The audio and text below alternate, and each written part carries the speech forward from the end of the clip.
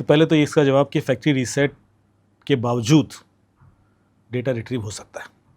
हम जैसे आम इंसान कर सकते हैं? हाँ, बहुत सारे एप्लीकेशन, मैं आपको लिस्ट भेज दूंगा, आप यहाँ दिखा देना साइड में, फ्री एप्लीकेशंस और पेड एप्लीकेशंस।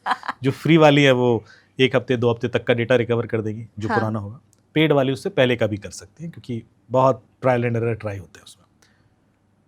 तो फैक्ट्री रीसेट कर दिया आपने, उसके बावजूद ये चांसेस रहते हैं। पर हाँ, यदि आप फैक्ट्री रीसेट मल्टीपल टाइम्स कर देते हैं तो फिर ये चांसेस कम होते चले जाते हैं।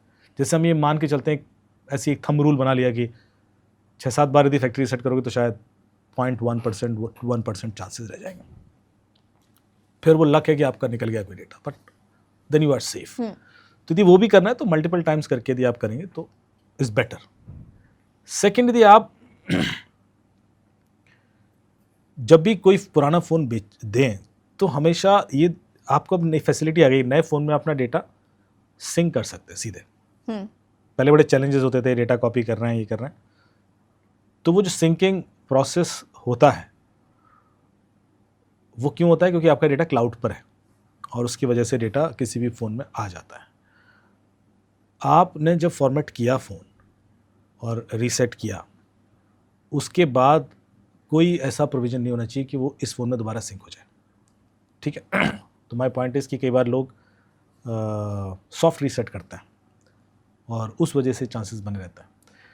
सेकेंड, एक वेबसाइट है sancharsaathi.gov.in, उस पर आप ये चेक कर सकते हैं, कई बार आप कोई फ़ोन बाहर से ले रहे हैं और अभी किसी ने आईफोन OLX से लिया और उसके बाद अगले दिन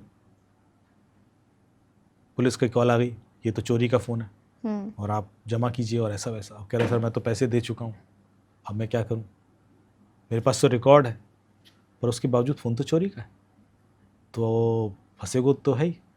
तो आप इस वेबसाइट पे जाएं sancharsaathi.gov.in, वहाँ पे उसका IMEI डाल के आप चेक कर सकते हैं कि जो फ़ोन मैं ले रहा हूँ, ये जो सेकेंड हैंड प्रोडक्ट वाली वेबसाइट्स हैं, वो चोरी का तो नहीं है, वो किसी क्राइम में तो इस्तेमाल नहीं हुआ, ये आप इंश्योर कर सकते हैं। और तीसरी चीज़, हमेशा ये ध्यान रखें कि आपके जितने भी बैकअप्स हैं वो इनक्रिप्टेड है या नहीं। अब आजकल हर बैकअप को इनक्रिप्ट करने का ऑप्शन आ गया है, तो कल के दिन आपका यदि iCloud ID या Gmail ID लीक भी हो जाए तो भी उस डिवाइस पे डिक्रिप्ट होगा जहाँ जो क्या कहते हैं पिन या ऑथेंटिकेशन जो आपने डाल रखा है। सो इस तरह से एक लेयर ऑफ सिक्योरिटी ऐड हो जाती है। ओके। इसके अलावा एक सवाल है कि ये जो वन टाइम व्यू फोटोज़ हैं और वन टाइम व्यू वीडियोज़ हैं, वो रिकवर होते हैं वो क्या? रिकवर होते हैं या नहीं होते हैं? और बहुत सारे ऐसे वीडियोज़ हैं सोशल मीडिया पर कि आप ये वाला कोड डाल दो और वही फ़ोटो आपको व्हाट्सएप पर वापस आ जाती है, जो मैंने ऑनेस्टली ट्राई किया, ऐसा कुछ नहीं होता है। देखिए, पहले तो ऐसे बहुत सारे इंस्टा वीडियोस बनाए जाते हैं कि लोकेशन ट्रैक कर लोगे, बस यहाँ नंबर डालो और किसी की भी लोकेशन दिख जाएगी। ये इतना आसान नहीं होता। तो ऐसे इंस्टा वीडियोस की फालतू में व्यूज़ ना बढ़ाएं, क्योंकि पूरा देखने के बाद आदमी ट्राई करता है, फिर उसको होता नहीं है, वो सिर्फ व्यूज़ के लिए इस तरह का सेंसेशन डाल देते हैं, या कोई भी ट्रिक बता देंगे कि देखिए अब आप किसी का भी फ़ोन मॉनिटर कर सकते हैं, सो सिंपल, पूरा वीडियो ही बना देंगे, पर वो सिर्फ वीडियो ही है, उसके अंदर कुछ नहीं है। तो कोई भी ये ट्रिक इतना सिंपल नहीं है कि anybody could just track anybody else, उसमें थोड़ा सा एफर्ट लगता है। लेकिन ये जो आप बात कर रहे हो, स्नैपचैट में फीचर था पहले कि आप कुछ भी मैसेज भेजेंगे तो वो डिलीट हो जाएगा या कंटेंट भेजेंगे। हमने स्नैपचैट का भी कंटेंट रिकवर किया, तो ये वाला भी हो सकता है जो वन टाइम व्यू का है। फोटोज़ वीडियोज़ दोनों? हाँ, मतलब चांसेस होते हैं, 100% तो कुछ नहीं होता, पर चांसेस हैं कि ट्राई किया जाए तो निकल सकता है। बट लेमैन नहीं कर सकते, ऐसा नहीं कि आपने एक कोड डाला और वही फोटो ऐसा नहीं, वापस इतना आ सिंपल नहीं होता कि कोई भी कर ले। कि जैसे कि आप डिलीट मैसेज कर दे तो वो भी रिकवर हो सकता है, लेकिन उसके लिए अलग ट्रिक है।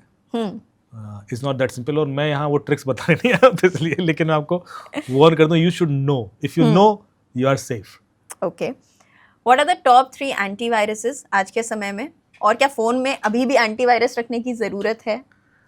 मैं कभी कोई एंटीवायरस प्रमोट ही नहीं करता, मैं एंटीवायरस पर विश्वास ही नहीं करता। तो पहली चीज़ तो मैं टॉप 3 या टॉप 5 या टॉप 10 बताऊंगा ही नहीं। ओके। क्यों? क्योंकि मेरी जो फिलॉसफी हमेशा इस सेशन की रही है कि criminal will never hack your devices to reach to you, criminal will always hack you to reach your devices. आप अपने डिवाइस में कितने भी एंटीवायरस डाल लो, वो सिर्फ सिग्नेचर या पैटर्न बेस्ड मेलवेयर एनालिसिस करके दे सकते हैं आपको कि हाँ भाई आपके फ़ोन में है। पर आप गौर से देखना कि इंडिया में जो हमारे और आपके संग क्राइम होंगे या हो रहे हैं, उसमें 0.01% भी मेलवेयर यूज़ नहीं हुआ है।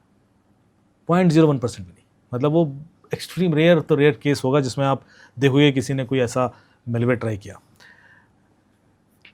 हमेशा सोशल इंजीनियरिंग यूज़ होती है। लेकिन एक अभी क्राइम है जो थोड़ा सा अवेयरनेस फैला देते हैं उसके बारे में, APK फ्रॉड जिसको हम बोलते हैं। तो अभी लोगों को mper1.apk करके फाइल व्हाट्सएप पे आ जाती है, या wedding.apk या बर्थडे का APK आ गया। ये APK फाइल इंस्टॉलेशन पैकेजेस होते हैं एंड्रॉयड के, जो उसमें इंस्टॉल हो जाता है। तो वैसे एंड्रॉयड फ़ोन के अंदर भी सेफ्टी प्रिकॉशंस होते हैं कि आप एप्लीकेशन प्ले प्रोटेक्ट के थ्रू वेरीफाई करके इंस्टॉल करें। तो प्ले स्टोर से जब इंस्टॉल करते हैं तो गूगल का अपना प्ले प्रोटेक्ट करके फीचर वो वार्न कर देता है। या आप अननोन सोर्स से ना करें, तो आप सेटिंग्स में जाएंगे तो वो डिसेबल रहता है। पर लोग वो अननोन सोर्स वाले को भी इनेबल कर देंगे कि नहीं मुझे तो करना है इंस्टॉल, मुझे शादी में जाना है, मैं तो बर्थडे में जाके रहूँगा, उसके बाद इंस्टॉल कर लेते हैं, या मैं तो चालान दे के मानूंगा। तो वो डिस्टॉल करके उसको उनको एप्लीकेशन वैसी दिखती है चालान वाली, या बर्थडे कार्ड भी दिख जाएगा, बट वो एप्लीकेशंस एक्चुअली वायरस। वो आपके camera, microphone, contact list, SMS सबका एक्सेस ले लेते हैं, OTP शेयर होने लगते हैं, और फिर अकाउंट खाली होता है, पूरा अकाउंट खाली होता है। एक जितने APK फ्रॉड हुए हैं उसका 0 पैसा बचता है। तो इसलिए बहुत बड़ी वार्निंग है। अब ये एक मेलवेयर कहा जा सकता है which could be detected easily by antivirus. पर कई बार इस तरह ये APK भी इस तरह से डिजाइंड होते हैं कि एंटीवायरस को बाईपास कर देते हैं। तो उधर भी फिर अवेयरनेस ही काम आएगी कि भैया आपने करने नहीं, कर किया तो आप ही ने था ना। अपने आप कभी नहीं होगा कि पैसा निकल गया UPI से अपने आप, या बैंक अकाउंट से निकल गया। So you should more focus using antivirus here then on your devices. एक और चीज़ बताइए सर, हमें actually I spoke to a private detective, उन्होंने बताया कि बहुत सारे लोग अपने पार्टनर को ट्रैक करने के लिए गाड़ी में GPS ट्रैकर्स रख देते हैं। तो क्या हम वो पता कर सकते हैं मोबाइल के थ्रू, किसी ऐप के थ्रू, या कुछ ऐसा होता है जिससे हम पता कर पाएंगे हमारी गाड़ी में किसी ने भी XYZ ने कोई GPS ट्रैकर लगा दिया? पता कर सकते हैं। RF स्कैनर्स आते हैं डिवाइसेस, तो कोई भी जो radio frequency based transmitter receiver system है उसको डिटेक्ट किया जा सकता है।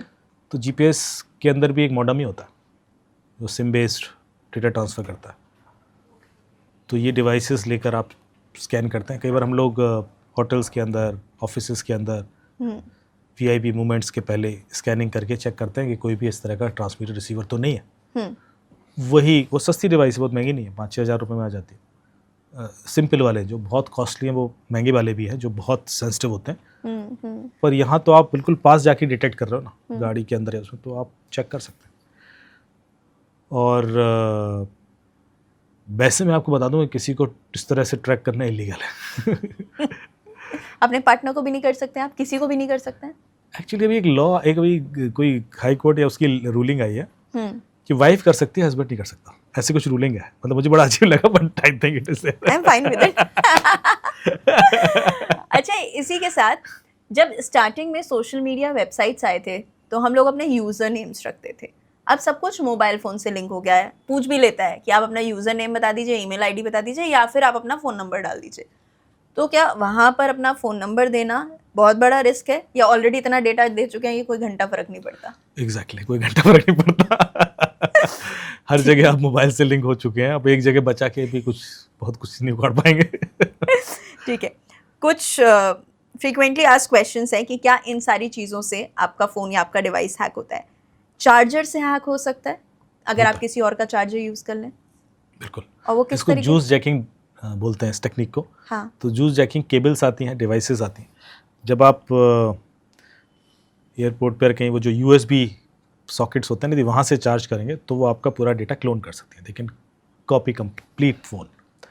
और उस तरह की किट्स पीछे लगा दी जाती हैं उस सॉकेट के, तो आपको लग रहेगा चार्जिंग ही हो रही है, पर डेटा चला जाएगा पूरा। So juice jacking is quite common.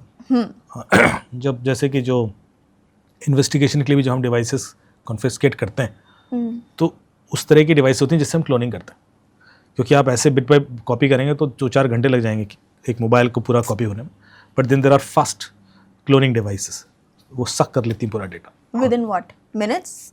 1 minute 2 minutes wow. Max 5, depending की कितना memory. Wifi and open wifi? बिल्कुल, वाईफाई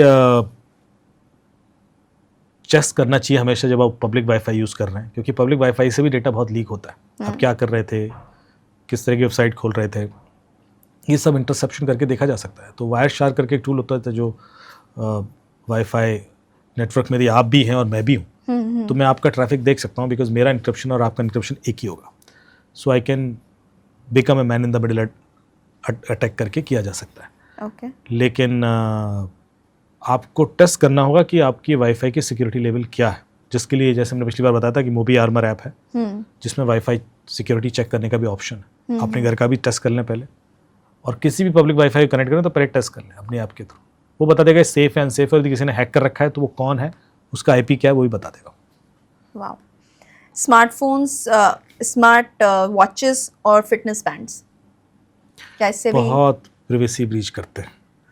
आपका देखो, ये आपका इमोशंस तक पकड़ लेते हैं, क्योंकि आपका हार्ट रेट है, एक्साइटमेंट है, लो है, डिप्रेशन है, किस मूड में, इवेंचुअली ये डेटा एआई के थ्रू मूड बता देगा आदमी का। तो if I have your fitness band data with me, वो अलग अलग तरीके से इस्तेमाल किया जा सकता है ना। वो नेगेटिव तरीके से भी इस्तेमाल हो सकता है कि भाई बंदा अभी दबाव में है, नेगोशिएशन टेबल पे आ रहा है, इसको ऐसे दवा करेंगे। जैसे कोई बंदा बहुत CEO है कंपनी की, स्मार्ट बैंड, और उसका मैंने स्मार्ट बैंड का डेटा समहाउ मुझे मिल गया, वो सोशल इंजीनियरिंग भी होगी, पर वो डेटा देखिए खतरनाक कितना है कि मैं ये जानता हूँ कि इस समय मूड कैसा है, जैसे मैं नेगोशिएशन टेबल पे क्या ऑफर करूँ ये मान जाए या क्लोज हो जाए डील। सो आपके डिसीजन इम्पैक्ट हो सकते हैं, इवेंचुअली होंगे, आई एम श्योर, क्योंकि हम लोग इतने लीनियंट हैं इस मामले में। चलो कुछ डिवाइसेस तो end to end encrypted data upload कर रही हैं, कुछ तो अनएन्क्रिप्टेड डेटा जा रहा होता है। जो most of the IoT network है उसमें एन्क्रिप्शन यूज़ ही नहीं होता, CCTV में नहीं होता। तो आप मान के चलिए कि ये डेटा